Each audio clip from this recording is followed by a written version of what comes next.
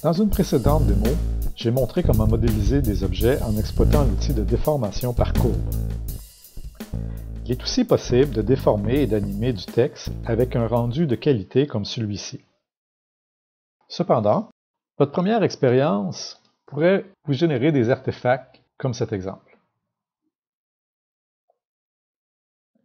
La raison est bien simple, ce n'est pas un défaut de Blender. Si je sélectionne mon texte, dans les propriétés de l'objet, j'ai une option pour l'affichage dans les vues 3D où est-ce que je peux afficher le fil de fer. Alors, mon texte a sur les surfaces de devant une subdivision qui est triangularisée sur le sens horizontal. Et tous les déformeurs dans les logiciels 3D vont plier les surfaces là où elles ont des subdivisions, là où elles ont des points. Alors, je n'ai pas les points nécessaires sur le devant de mes lettrages, le devant de mes lettres, de mon lettrage, pour le plier sans générer ce genre d'artefact. Alors, ces artefacts vont faire un frétillement en animation, et si vous importez dans une autre application, telle que Unity, des objets qui ont des problèmes de topologie, les surfaces pourraient tout simplement ne pas apparaître. Alors, je vais rendre ce texte invisible pour faire apparaître celui que j'ai montré au début. On va le sélectionner pour afficher son fil de fer. Et voilà pourquoi celui-ci a un beau rendu.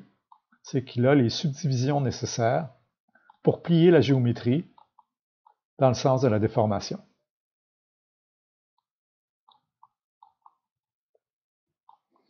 Alors, reprenons du début comment réaliser un texte de qualité qui va être susceptible d'être déformé convenablement. Avec Ajouter, je vais ajouter un texte. Par défaut, c'est le mot texte qui est écrit. Dans ma vue Outliner, on peut voir que j'ai un icône qui est différent des mèches. Donc, c'est un icône qui est propre aux objets texte et qui me donne une propriété ici pour le texte. Donc, quand j'ai un objet mesh qui est sélectionné, je n'ai pas accès à une propriété texte. Alors, je vais le renommer pour le différencier des deux autres exemples que j'ai montrés au début. Et ce que je m'apprête à écrire, c'est espion web. Espion web, qui est la signature que j'ai animée récemment. Pour modifier mes lettres, je dois être en mode édition. Mon objet est sélectionné. Je m'en vais en mode édition. Avec la touche de mon clavier reculé, je vais écrire mon mot.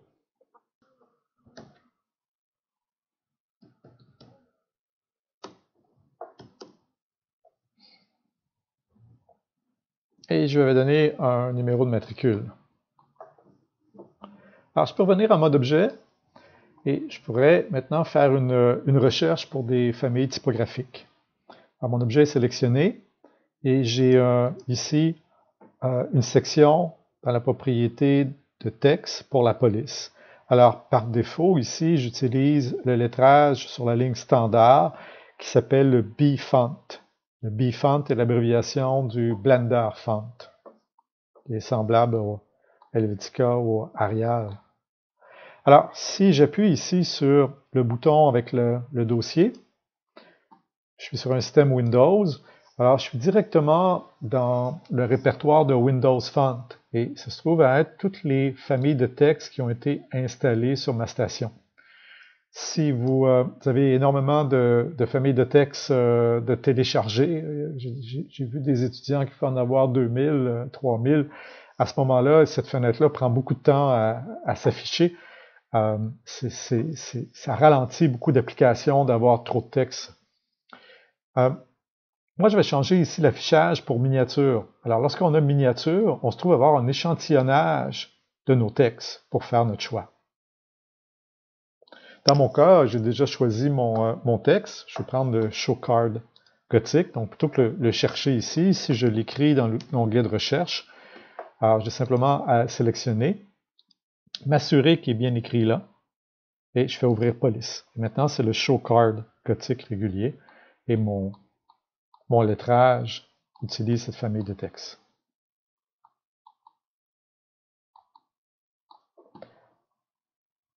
Je vais ouvrir la section géométrie, lui donner une petite extrusion.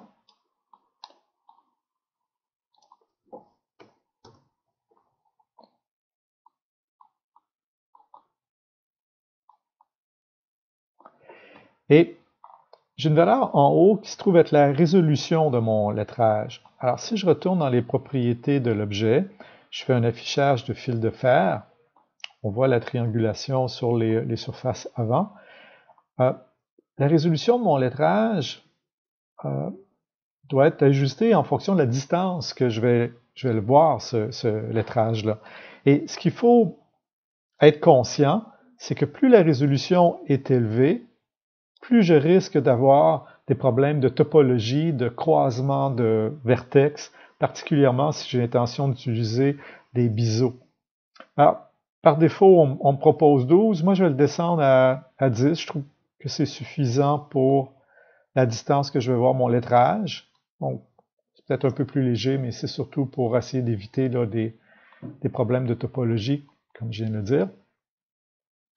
Et donc, moi, j'aime bien ajouter un biseau à mon lettrage.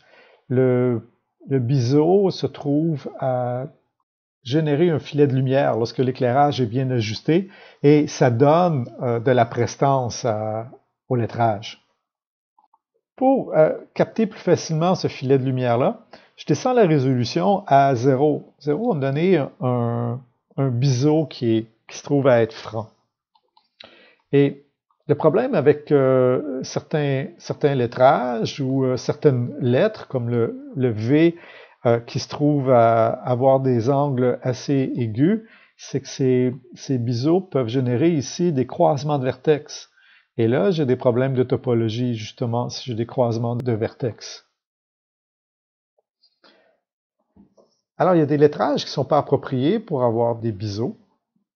Alors, si on pense aux caractères d'inspiration calligraphique, des caractères qui ont des empattements avec des variations de graisse dans ces caractères-là, ça ne fonctionne pas bien. Donc, il y a beaucoup de caractères décoratifs aussi qui ont des variations de graisse. C'est beaucoup plus difficile à ce moment-là.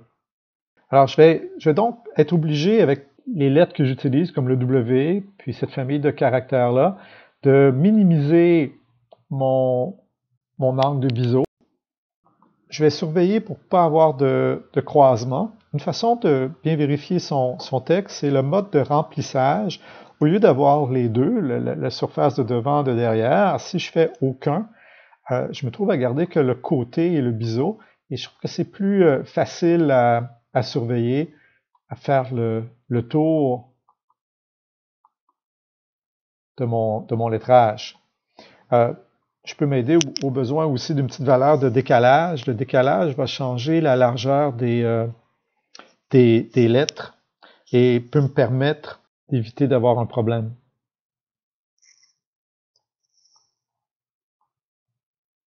Donc, je ne pourrais pas avoir un biseau beaucoup plus large dans le cas de ce texte-là. Je vais faire une comparaison. Si je mets mon lettrage invisible et je choisis un mot plus simple. Tiens, je vais ajouter un nouveau texte pour comparer. Et je vais choisir des lettres qui n'auront pas des angles aigus. Alors, les francophones, on aime bien pouvoir utiliser des accents. Et avec Blender, le truc pour aller chercher les accents, c'est de tenir majuscule Alt enfoncé et on appuie 2 fois sur la touche. Cette fois, ça marche avec une seule fois. La touche pour faire le mot avec l'accent.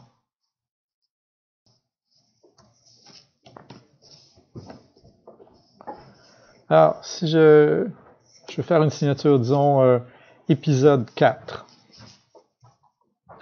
Je vais retourner en mode objet et me choisir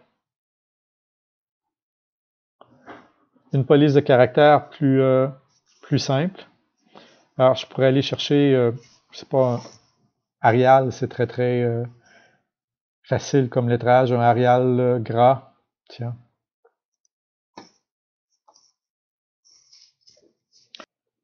ici, dans mes valeurs de géométrie, maintenant, j'ajoute une extrusion, comme je viens de faire précédemment. Je peux me permettre, cette fois, d'avoir un biseau qui a beaucoup plus de profondeur. Voilà.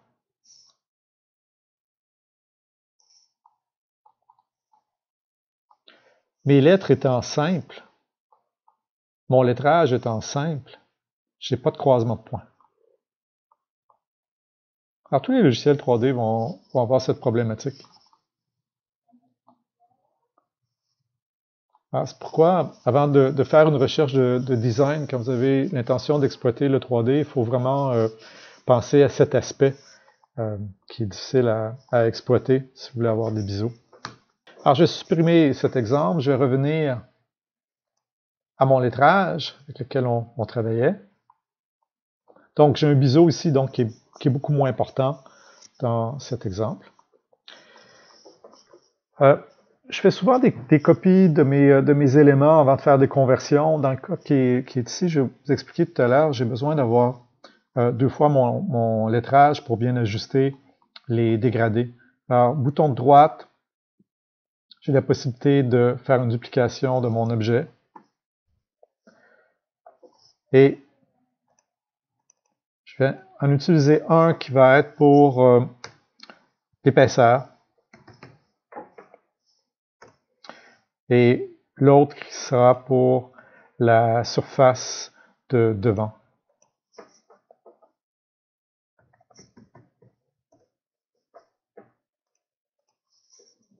Alors, je pourrais traiter mon épaisseur en premier. Je vais convertir mon texte en mèche. Il faut comprendre que j'aurais plus accès aux propriétés de texte. Je pourrais plus changer ma famille de texte, jouer à changer mes valeurs de crénage, toutes les options qui sont ici. Donc, le bouton de droite, j'ai l'option convertir en mèche. On peut voir ici le symbole a été modifié. Donc, cette composante sera pour le biseau et l'épaisseur. Et je vais utiliser l'autre ici pour le devant. Alors cette fois, au lieu d'avoir remplissage aucun, j'ai besoin de faire les deux. Donc je vais avoir la surface de devant et de derrière. Et si je viens en fil de fer, je vais aller ajuster mon décalage pour faire en sorte que mon lettrage pour la surface de devant et de derrière soit tout de suite à la fin du biseau. Voilà. Je vais retirer le biseau par contre ici.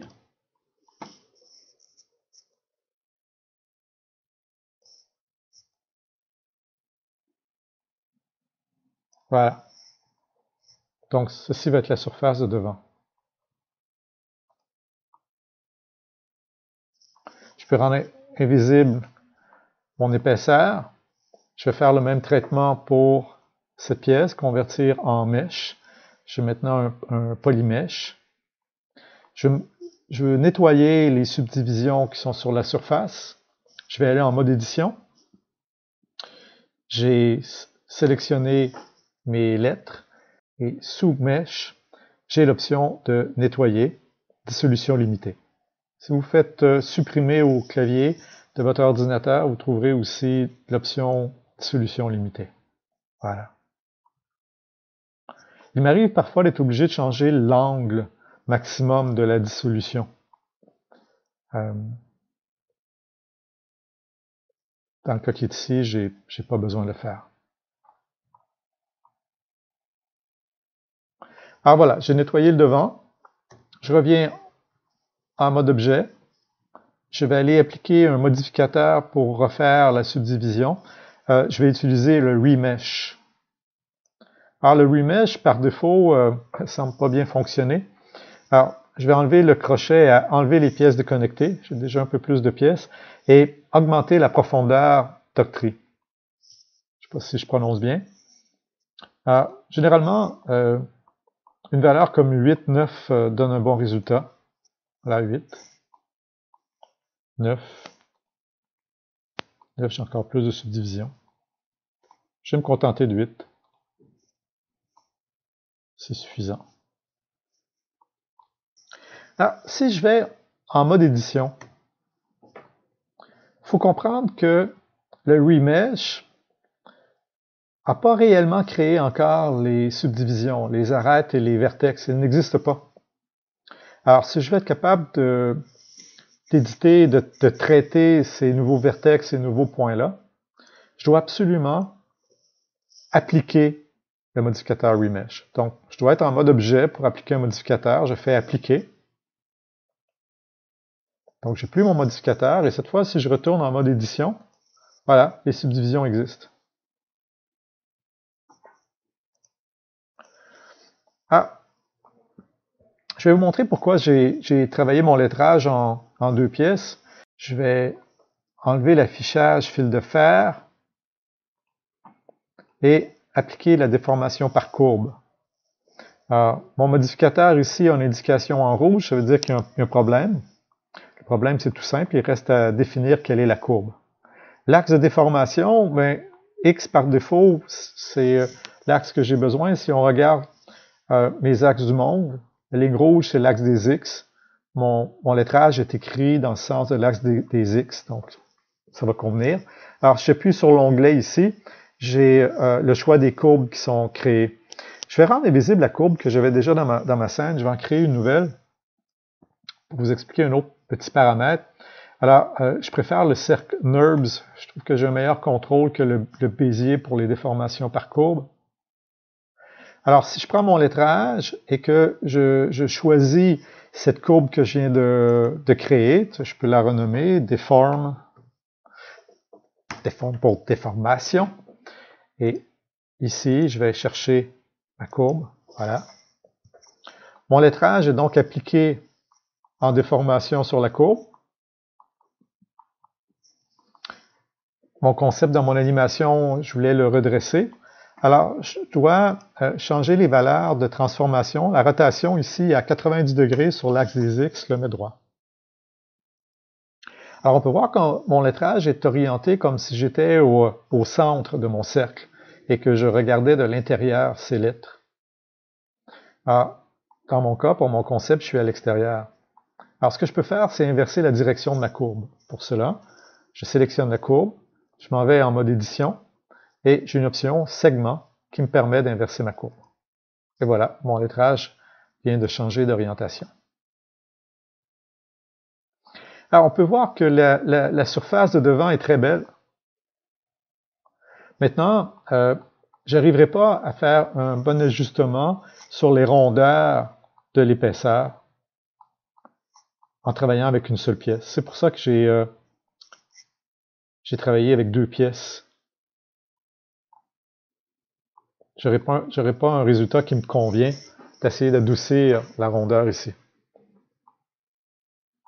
Avec le biseau, si je n'avais pas de biseau, je n'aurais pas de problème en mode édition, mais c'est le biseau avec les subdivisions du remesh qui me cause ce problème. Alors, je vais reprendre mon lettrage.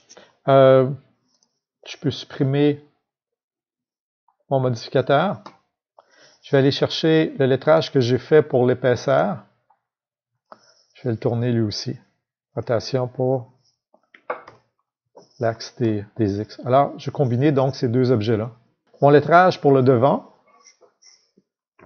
je vais le regarder du dessus et en fil de fer, en prenant le mode édition, je vais supprimer mon épaisseur. Donc, je me mets ici en mode face. Mon affichage plein écran, j'ai utilisé le raccourci CTRL espace, et dans Vue, on se trouve à l'avoir ici.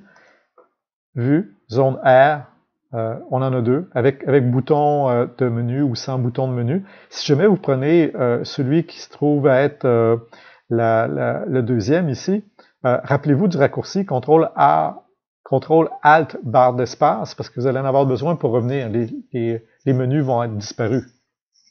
Alors, avec ma boîte de sélection, je vais sélectionner toutes les surfaces du centre. J'appuie sur supprimer de mon clavier. Oups, il me reste 2 petits triangles ici. Je vais les sélectionner, les supprimer.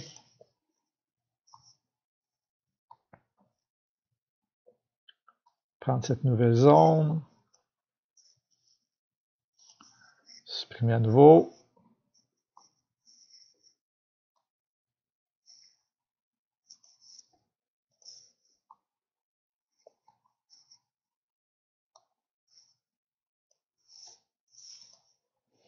Et voilà.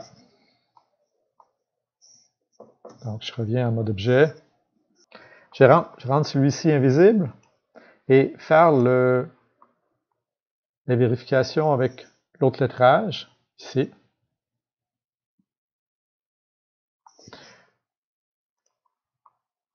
Alors, je sélectionne mes deux lettrages et je peux les joindre ensemble. Donc, dans Objet, CTRL-J, le raccourci, j'ai Joindre. Ici. Voilà. Peut-être le bouton droit de la souris. Aussi, bouton droit de la souris. Ah, j'ai maintenant que un seul objet pour les deux éléments. Et si j'affiche mon fil de fer, voilà ce que nous avons. On a encore des améliorations à faire pour le rendu, mais on va regarder le résultat maintenant avec la déformation par courbe. Donc, je vais rechercher ma courbe à nouveau.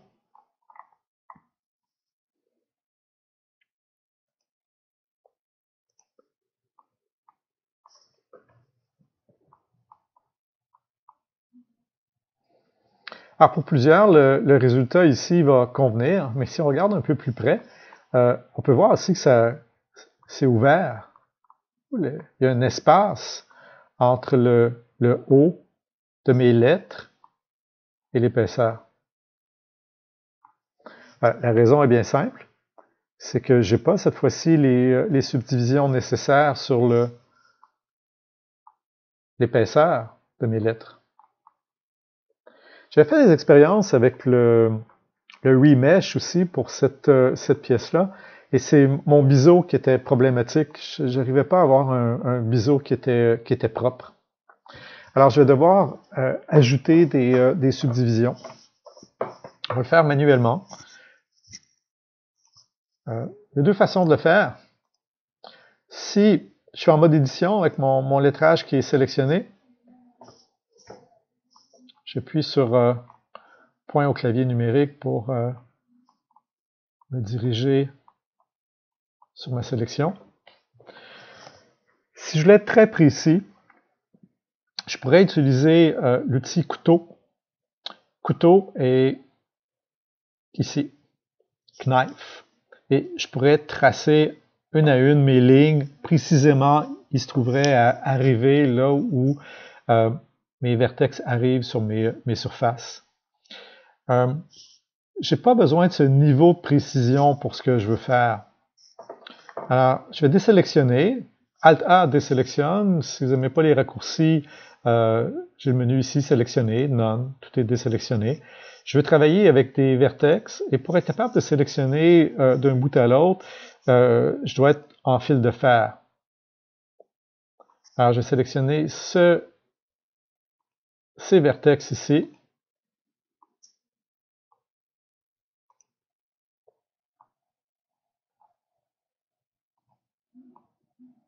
Donc,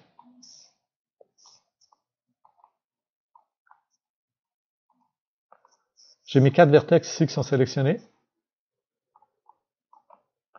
J'ai besoin de celui-ci aussi.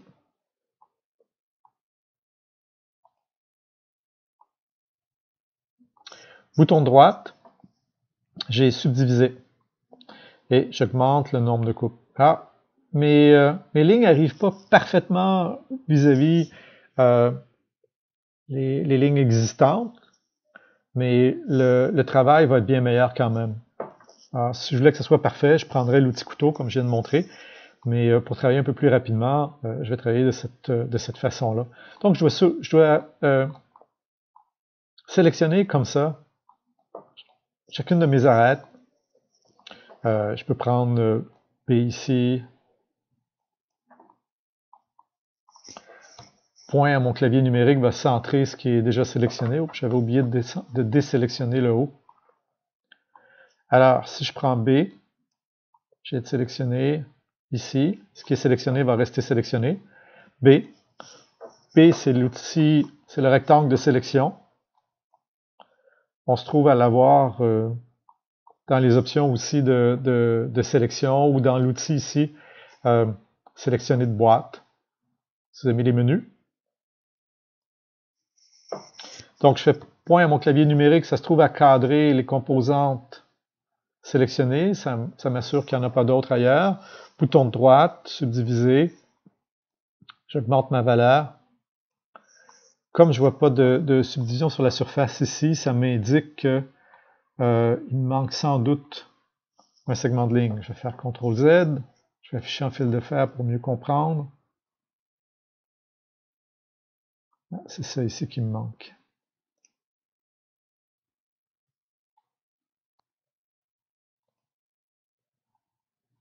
Et j'augmente mes subdivisions. Ah oui, c'est un petit peu long. Alt-A désélectionne, ou vous allez dans la sélection None. Et je vais devoir le faire ici sur toutes ces surfaces. Alors, si je prends une petite boîte de sélection avec un affichage qui est parfaitement perpendiculaire, ma boîte de sélection avec le bouton du milieu de ma souris va désélectionner. Je peux arriver plus vite comme ça ici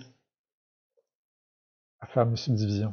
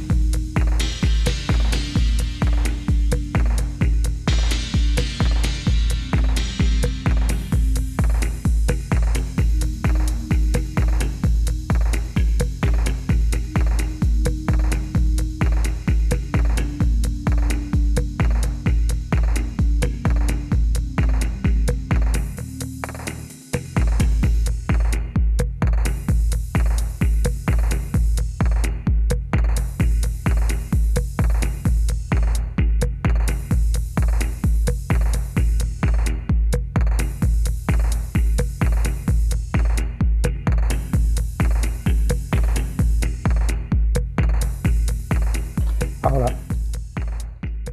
Mes subdivisions sont générées partout. Et voilà, j'ai plus d'ouverture. Cette fois-ci, mon lettrage est bien fermé. Alors, pour ce qui est de l'animation,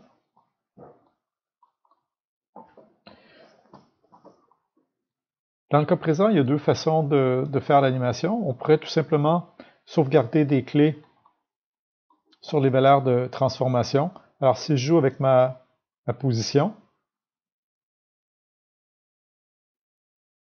je peux ici sauvegarder des clés, insérer image clé, en fonction de ma valeur sur le timeline. Donc, tout s'ajuste ici. On peut encore faire des modifications au niveau de la taille, tout comme ça peut s'animer. Alors, comme ici.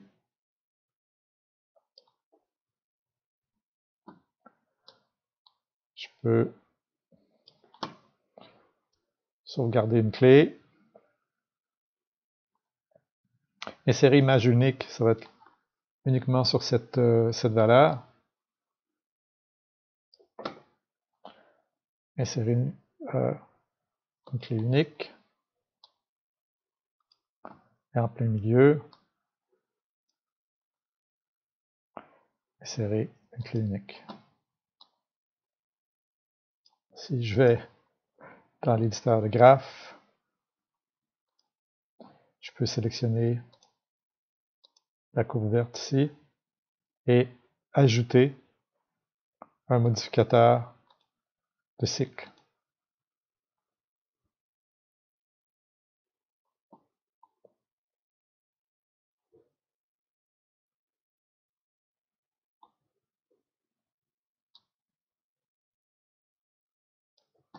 Si je regarde une clé en position,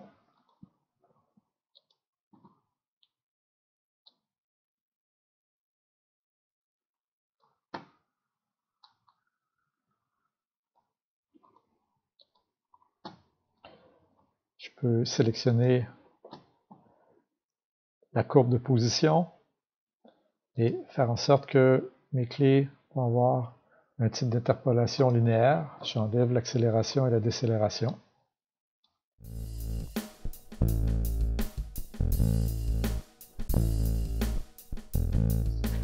Alors voilà pour la déformation par courbe avec la typographie.